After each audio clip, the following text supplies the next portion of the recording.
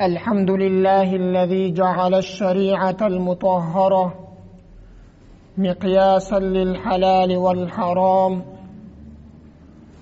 والصلاة والسلام على من أرسله حينما أظلمت الدنيا وأحاطت بها حنادس الشرك ورجس الأصنام، وعلى آله وأصحابه البررة الكرام المستمسكين بذروة عمود الإسلام.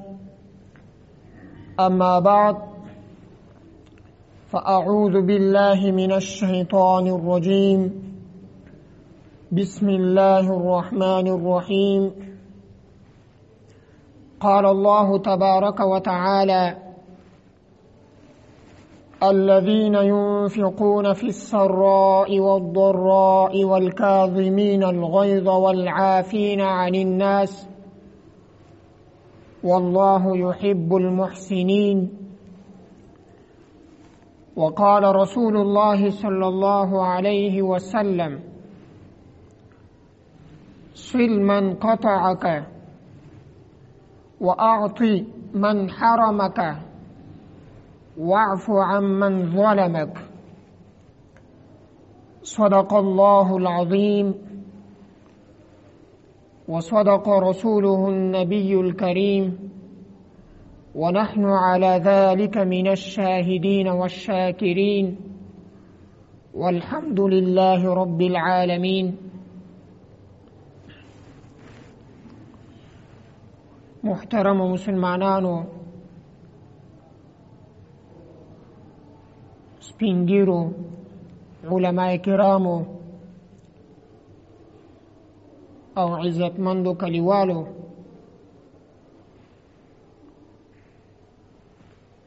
د الله تبارک و تعالی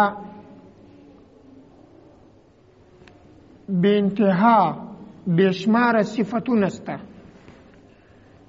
بے حساب صفتونه لري. په هغو صفتونو کې یو صفت د الله تعالی عفو ده، معاف کوونکی ده. الله تعالی معاف کوونکی ذات ده. ان الله كان عفوا غفورا، ان الله كان عفوا قديرا. په قرآن کریم کې په ډیرو ځایونو کې د الله تعالی د عفو صفت ذکر شوی ده. ډیر رحیم و کریم ذات ده.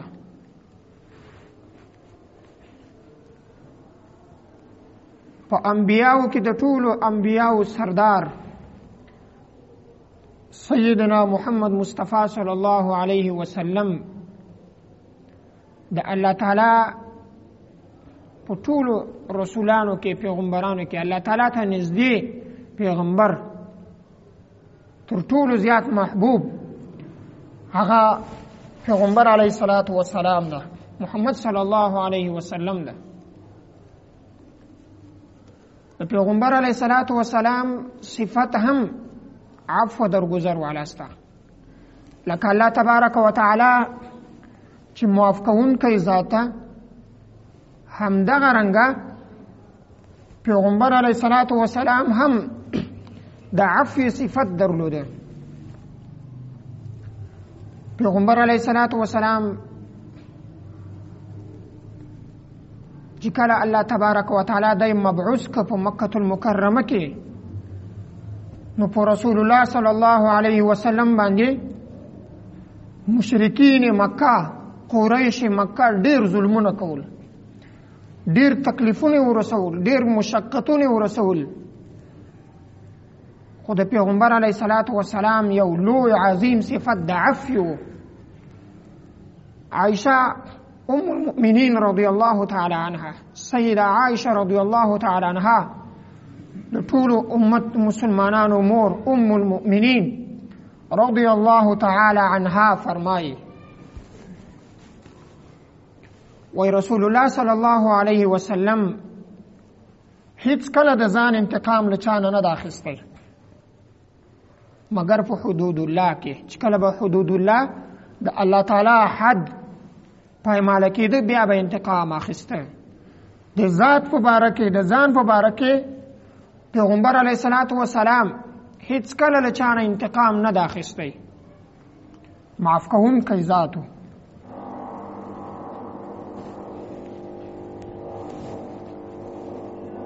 حضرت ابو هریره رضی الله تعالی عنہ فرمایي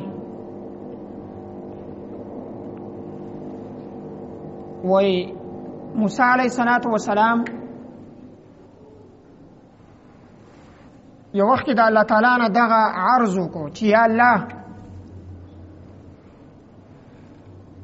هغه کوم کس ته چې ستا په نزد هغه عزت والا ده، تر ټولو عزت والا ده. وی الله تعالی موسی علیه السلام ته وویلې چې ای موسی د ما په نزد باندې تر ټولو زیات عزت والا انسان او بنده هغه ده چې څوک له ده سره زیادتي وکړي، ظلم ورسره وکړي او دی هغه معاف کړي. یعنی دی په دې قادر هم وي چې انتقام ورڅخه واخلي، خو د انتقام باوجود دی هغه انتقام نه اخلي. دغه انسان د الله په نزد ډېر عزت والا ده. پیغمبر علیه الصلاة والسلام باره کې راځي، بخاری شریف مسلم شریف په دواړو کې دا روایت موجود ده. پیغمبر علیه الصلاة والسلام منځ کوي، په منځ باندې مصروف ده. د قریش مکه یو ډېر سخت ظالم و، عقبه ابن ابي معید، صحیحین کې تذکره شته. نو سیدنا عبدالله ابن مسعود رضی الله تعالی عنہ په دې ټیم وړکی ده، ډېر ماشوم ده. دی وایي زه ورته ګورم، رأیتو عقبة ابن ابي معید جاء الى رسول الله صلی الله علیه وسلم. وی ما ورته کتل چې عقبه ابن ابي معید راغی رسول الله صلی الله علیه وسلم ته. فجاءه رداءه، خپل څادر راواخسته. فاخذ رداءه، څادر راواخسته او د رسول الله صلی الله علیه وسلم غاړې مبارکې ته وراچاو. فخنقه خنقا شدیدا، بیا دا څادر سره کش په زور یې کړ. معاذ الله عقبة ابن ابي معید دا کوشش کاوه چې رسول الله صلی الله علیه وسلم زندې کې او ځان اخلاص کې. معاذ الله په دې دوران سیدنا ابوبکر صدیق رضی الله تعالی عنہ په منډه راغی. سیدنا ابوبکر صدیق رضی الله تعالی عنہ چې کله راغی، د عقبه ابن ابي معید ویل دا منکبه دا دواړو وګونه ونه راکشي که. بیا ورته ویلې اتقتلون رجلا ان یقول ربي الله، ای ظالمه ته یو داسې انسان قتلوي، یو داسې سړی قتلوي، ان یقول ربي الله، چې هغه وایي زما رب الله ده.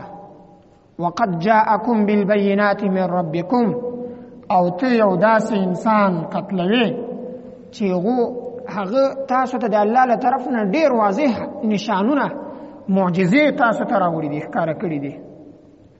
پیغمبر علیه الصلاة والسلام سره دومره ظلم وسو، بیا هم نبی علیه الصلاة والسلام خپل انتقام نه ده ځینې اخیستی.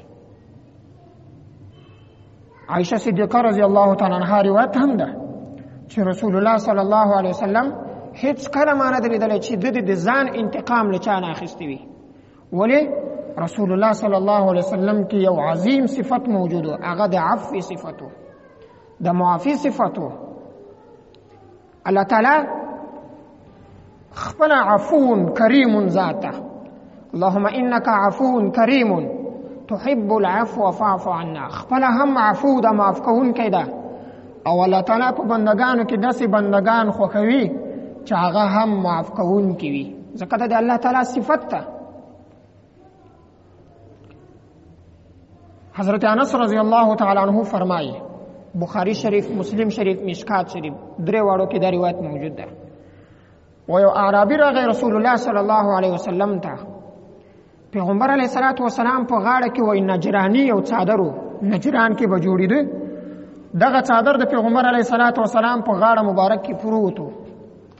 دا اعرابي راغی رسول الله صلی الله علیه وسلم دا څادر یې راونیاو، نجرانی څادر وای، پنډې پنډې کینارې وې، دا ځایونه څوکې پنډې پنډې ولې وای، داسې را کش کړ، دومره په زور یې کش کړ سله کشولو نه د نبی علیه الصلاۃ والسلام په د غاړه مبارک کې د سره داغونه پیدا شو لکه عام طور پر څوک په زور راکش کی نو هغه بدن کې سور داغ پاتې شي او د رسول الله صلی الله علیه وسلم په جسم مبارک باندې دا داغ هم پیدا شو ورته ویلې اے د الله رسوله ته حکم وکړه چې ماته له بیت المال نه یو څه شی میلاو شي رسول الله صلی الله علیه وسلم انتقام وانخسته بدی ورته نه ویلې غصه ورته نه کړله بلکې وی خندل تبسم وکړ پیغمبر علیه الصلاۃ والسلام وخندل او حکم ورته کړ چې د ته له بیت المال نه یو شی ورکړي په روایتو کې راځي د نبی علیه الصلاۃ والسلام صفت داسې ذکر کړي فداه ابي و امي مور پلار پر رسول الله صلی الله علیه وسلم باندې قربان وي واذا سر استنار وجهه كأنه قطعة قمر و پیغمبر علیه الصلاۃ والسلام چې کله خوشاله سو و مخ به وځلیده روشانه بسو مخ به ځلیده صحابي فرمایي كأنه قطعة قمر و داسې به مخ وګرځیده لکه د سپوږمۍ یوه ټوکړه چې دومره عظیم پیغمبر داسې د عفو صفت الله تعالی پکې کوي چې په ټول ژوند کې له چا نه انتقام وانخیست پیغمبر علیه الصلاۃ والسلام به د دعا هم کوله د دې باوجود چې دومره عظیم پیغمبر و اللهم اجعلني في عيني صغيرا وفي اعين الناس كبيرا موږ ته خو یو څه وایي نو جواب هم دی چې او زه له ده نه کم یم دولې د ما په باره کې داسې کمزوري خبره کړې زه تر ده کم یم حالانکه پیغمبر علیه الصلاۃ والسلام به دا دعا د الله تعالی نه غوښتله روایت کې راځي اللهم اجعلني في عيني صغيرا وفي اعين الناس كبيرا اے الله تز ما خپل ځان ما په سترګو کې ما په نظر کې کم وګرځوي چې زه خو یو شی هم نه یم د خلکو په نظرو کې ما لوی وګرځوي هر چاته چې خپل ځان غټ ښکارېده نو د تکبر علامت ده دا سړی به ټول عمر خواري پیغمبر علیه الصلاۃ والسلام موږ ته په دې دعا کې ډېر لوی تعلیم راکړی اللهم اجعلني في عيني صغيرا وفي اعين الناس كبيرا نو هر انسان باید په ځان کې د عفو صفت پیدا کړي د یو چا نه انتقام اخلي د الله تعالی لپاره معفوي د الله تعالی لپاره پرېږدي الله تعالی انتقام والا ذات هم ده الله تعالی انتقام اخلي له ظالمانو نه الله تعالی که رحیم و شفیق ذات وي دغسې قهار هم ده بیا د خپلو بندگانو انتقام هغه اخلي خو بندگان به په خپل ځان کې د عفو صفت پیدا کوي الذين ينفقون في السراء والضراء د دې آیت نه مخکې الله تعالی داسې فرمایي وسارعوا الى مغفرة من ربكم اے د ما بندگانو منډه کوي جنت طرف ته د خپل د رب مغفرت طرف ته منډه کوي وسارعوا الى مغفرة من ربكم دا خپل پروردگار او مغفرت ته بخشش ته منډه کوي وجنه او د خپل پروردگار د جنت طرف ته منډه کوي عرضها السماوات والارض و د هغه جنت پراخوالی دومره ده لکه د ځمکې و اسمان دا خو یو مثال پیش کړی د بندگانو ته کنه جنت خو ډیر وسیع ده دا جنت الله تعالی چاته تیار کړی الله تعالی فرمایي وای دا ما تیار کړی دا اعدت للمتقین تیار کړل سوی دا جنت د متقینو لپاره د پرهیزګارانو لپاره د هغو خلکو لپاره چې هغه د الله نه ویره لري مختبی الله تعالی فرمایي وای دا متقیان هغه خلک دي الذين ينفقون في السراء والضراء چې دوی د الله په لاره کې خپل مالونه خرچوي فی السراء والضراء کله دوی سره مالونه وي ډېر خوشاله وي وسعت یې هم خرچوي او که دوی تنګدسته وي نه یې ورسره بیا هم د خپل وس مطابق د الله په لاره کې دوی خپل مالونه خرچوي بل صفت دا ذکر کړی د دغه متقیانو چې الله تعالی د جنت ورته تیار کړی والکاظمین الغیظ چې کله غصه ورته راسي خپل غصه دوی قابو کوي دا خپل غصه دوی چکي په چا استعمالوي نه والکاظمین الغیظ والعافین عن الناس چې چې خلک له ده سره بد وکړي دی یې معافوي. دغه صفتونه چې په چا کې موجود وي الله تعالی وایي د دغو کسانو دپاره ما جنت تیار کړی. والله يحب المحسنین. دغه خلک چې دغه صفتونه پکې وي دا نیکان خلک دي او الله تعالی نیک خلق خوښوي. حضرت کعب رضی الله تعالی عنہ فرمایي وای څوک چې دا خبره خوښوي چې په جنت کې د دې لپاره لوی لوی محلات وي، بنگلې وي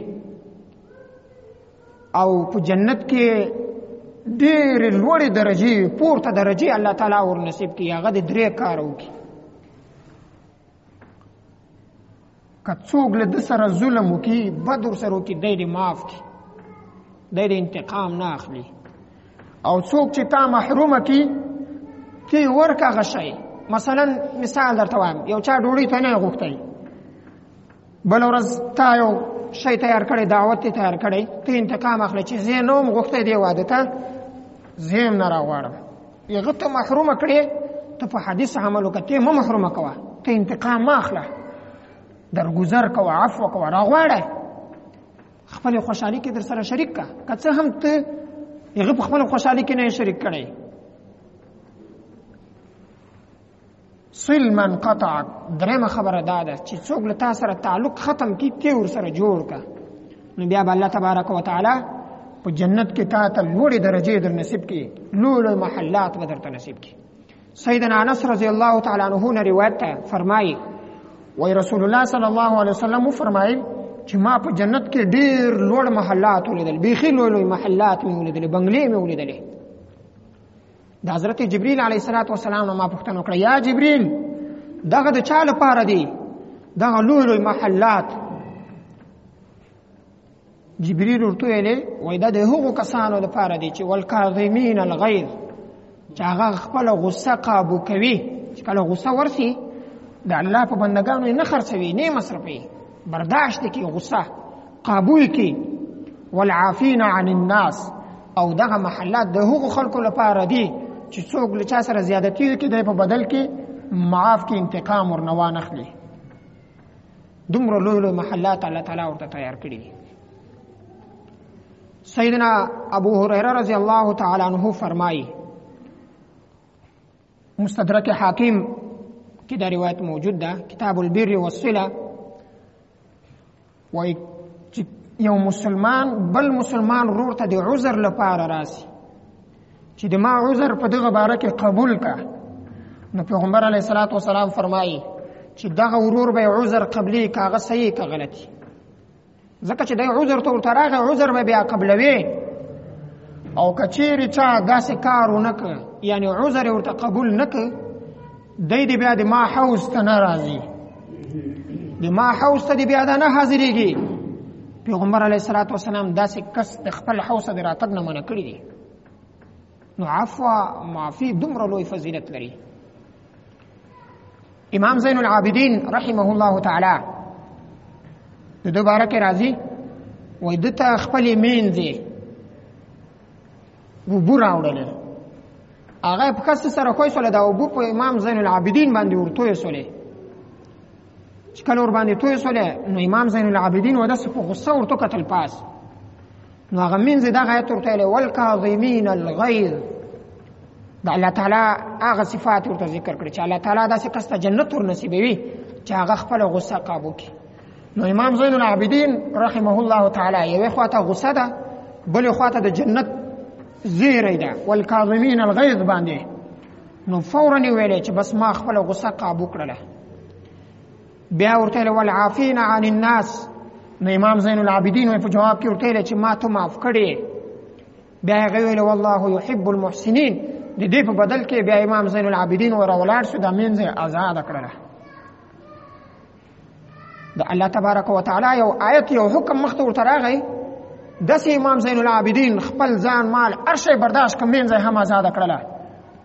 خو د دې په بدل کې الله تعالی فرمایي چې دومره وسیع جنت به زه بندګانو ته ورکوم چې د هغه پراخوالی به د ځمکې او د اسمانو په برابر وي.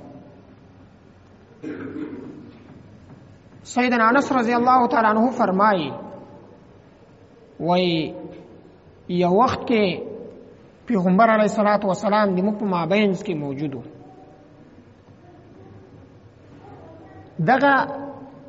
دغه سبب چې جوړیږي چې دغه یو قوم بل قوم ته په غصه وي، الله تعالی معامله اسانه کړي چې دا معامله خلاصه سي. بل راسي چې د موږ پلارونو کګانو خو داسې نه دي کړي، تاسو ولې داسې کوئ؟ دا کار به ورسره وکړو، دا د موږ رواج ده، د موږ په قوم کې دا رواج ده. د الله تعالی احکامات شاته وغورځوي او د قوم رواجونه درته رامخته کړي. بل قصې ته زه راځم. په غزوه بني المستلق کې دغه حدیث چې زه بیانوم بخاری کې هم شته، مسلم شریف کې هم شته، نسائی مسند امام احمد بن حنبل رحمه الله تعالی په دغه ټولو کتابونو کې دا روایت په تفصیل سره راغلی. وایي چې کله پیغمبر علیه الصلاة والسلام د غزوه بني المستلق نه په واپسي کې راته، نو په دا غزوه کې منافقین هم ورسره وله. یو ځای صحابه سره ناست دي، یو مهاجر صحابي را ولاړ سو، انصار یې ووایي، سلاس یې ورواچاو. نو دلته عبدالله بن ابی بن سلول رئیس المنافقین دام موجودو، دا انصاري ته راغی. وایي دغه مهاجرین خو مخکې په مکه کې اوسېدل، شی نه درلودل، مجبور و موږ ته راغلو، موږ خو عزت والا خلک یو، موږ دوی ته جای ورکړ، دوی ته موږ عزت ورکړ. نن دوی دومره جرأت کوي چې را ولاړېږي په موږ باندې وار کوي. دغه انصاري صحابي دې ته تیار کړ چې ورسره جنګ ورسره شروع کړي. نو انصاري صحابي را ولاړ شو، هغه سره لاس په کې بس جنګ شروع کړ. د یو انصاري او د بل مهاجر په خپل مابینځ کې جنگ شو. انصاري چغه وکړه، یا للانصار، خپل قوم ته چغه شروع کړه. د قوم کیسه شروع شوه. پیغمبر علیه الصلاة والسلام موجود ده. مهاجر چې دا خبره واورېدله چې ویل، یا للمهاجرین، ای مهاجرینو صحابو، علی راسي چې انصارو سره می جنگ ده. انصاري خپل انصار راوغوښتل، مهاجر صحابي مهاجرین راوغوښتل. نو جنگ نور سره زیاتېده. پیغمبر علیه الصلاة والسلام ورته حاضر شو، بیا دوی منع کړه، نصیحت یې ورته وکړ. دا څه شوه؟ پیغمبر علیه السلام چې څنګه دا خبرې واورېدې څه یې ویلې؟ بخاري شریف مسلم شریف په دواړو کې روایت موجود ده. دلته د قومیت نعرې شروع شوې. پیغمبر علیه الصلاة والسلام د قوم نعرې ته څه ویلې؟ سمې واورئ، دعوها فانها منتنته، پرېږدئ دا د قوم نعره، دا بدبوداره نعره ده، دا بوینه نعره پرېږدئ چې هغه انصار ته چغې وي او مهاجر خپلو مهاجرینو ته چغې وي. صحابه په له غزوې نه په واپسي کې راتلل مشکات کې سته. نو دوی پوښتنه وکړه چې منی القوم، تاسې کوم قوم یې؟ هغوی په جواب کې ورته ویل، نحن مسلمون، موږ مسلمانان یو. قوم خو د یو تعارف دپاره ده. نو قوم له وجې نه دغسې معمولي کیسې دا ډېر مه سره غټوئ. حضرت انس رضی الله تعالی عنه روایت ما بیانو، و رسول الله صلی الله علیه وسلم په موږ کې ناسته، یو ور یې وخندل، فتبسم رسول الله صلی الله علیه وسلم. مستدرک حاکم کی دا روایت موجود ده. و رسول الله صلی الله علیه وسلم وخندل. سیدنا عمر فاروق رضی الله تعالی عنہ ورته وویل، یا رسول الله، د ما د مور پلار په تا قربان یي، څنګه دې وخندل؟ رسول الله صلی الله علیه وسلم په جواب کې ورته ویلې چې د الله تعالی مخته د دوه بندگانو معامله راغله، دواړو بحث و مباحثه سره شروع وه. نو دا یو الله تعالی ته عرض وکړو چې یا الله، دغه په ما باندې ظلم کړی، زیادتي یې کړې ده. نو یا الله د دنیا کانې ما ته راکړې، په آخرت کې خو بل شی نه ورکول کېږي. پیغمبر علیه الصلاة والسلام یې ورې صحابو په مابینځ کې ناست ویلې چې مفلس څوک ده؟ صحابه ویل، یا رسول الله، مفلس خو هغه ده چې روپۍ نه لري، یو شی هم نه لري، چاله د ماښام نه لري، چاله د ماخوستان نه لري. رسول الله صلی الله علیه وسلم ورته ویل، نه، مفلس هغه ده چې په دنیا کې روزي هم نیولي، منځونه هم کړي، ډېر عبادتونه هم کړي، نفلونه هم موجود وي، خو خلکو ته نقصانونه هم رسولي، حقوق العباد هم ورباندې موجود وي. په آخرت کې به الله تبارک و تعالی ته ډېر خلک راسي د الله تعالی مخته، او به وایي چې یا الله، دغه د ما پلانکی مال ضایع کړی، د ما پور ضایع کړی، د ما پلانکی شی ضایع کړی، نو الله تعالی به د دې سړي نیکیانې راواخلي، هغه ته به یې ورکړي. هلته خو سړی پور نسي خلاصولی، حقوق العباد خو نسي ادا کولی، بل به راسي وایي الله ما ته دغه نقصان را رسولی، نیکیانې به یې راواخلي، هغه ته به یې پسې ورکړي، نیکیانې به یې ختمې سي، نور خلک به راسي. اوس خو نیکیانې نسته چې ورکړي، و الله تعالی به دغه نور خلکو ګناهونه د ده په سر واچي، ثوابونه یې ختم شول. دغه سړی مفلس ده. نو حضرت انس رضی الله تعالی عنه فرمایي چې پیغمبر علیه الصلاة والسلام تذکره وکړله، وایي دی به د الله تعالی نه عرض وکړي چې الله د ده نیکیانې ما ته راکړه. الله تعالی به ورته وایي چې د ده نیکیانې خو نسته، ختمې شولې. بیا به ورته وایي چې الله د ما ګناهونه واخله، د ده په سر باندې ور واچوه. پیغمبر علیه الصلاة والسلام په دې ټیم باندې څه وزړل او ویې ویلې چې دا به ډېره سخته ورځ وي. بیا به وایي دا سړی چې دغه عرض کې چې الله د دې ظلم و زیادتي په بدله کې د ما ګناهونه د ده په سر واچوه، وایي دی به داسې پورته وګوري، الله تعالی به ده ته یو لوی محلات ورښکاره کړي، د جنت د سونې د سرو زرو نه به جوړي دا محلات، او په هغه کې به هر شی د ملغلرو نه جوړ شوي. دی به وایي چې یا الله مخ ته ما ته څنګه محلات ښکاري د ملغلرو او د سرو زرو نه جوړ دي، دا د چا دپاره دي؟ دا به د انبیاو لپاره، یا به د صدیقینو لپاره، یا به د شهداو لپاره. الله تعالی ورته فرمایل چې نه، دا د هغه چا لپاره ده چې هغه قیمت ادا کړي. نو دی به ورته وایي چې یا الله د دې قیمت څه ده؟ وایي الله تعالی به ورته وایي چې د دې قیمت دا ده، ته دغه د ما بنده معاف کا، دا به زه تا ته در کوم. دی به وایي چې یا الله ما دی معاف کړې ده، بیا به الله تعالی ورته وایي چې زه له لاس نه ونیسه، جنت ته یې بوځه. دا عفو درګذر، دا معافي، دا دومره لوی فضیلت لري. نو له هیڅ چا نه هم انتقام اخلي، د الله تبارک وتعالی لپاره معافوي. چې کله معافوي نو بیا به الله تعالی تاسو ته د دې په بدله کې، د عفو په بدله کې جنت تر نصیب کړي. یو حدیث بیان ختموم.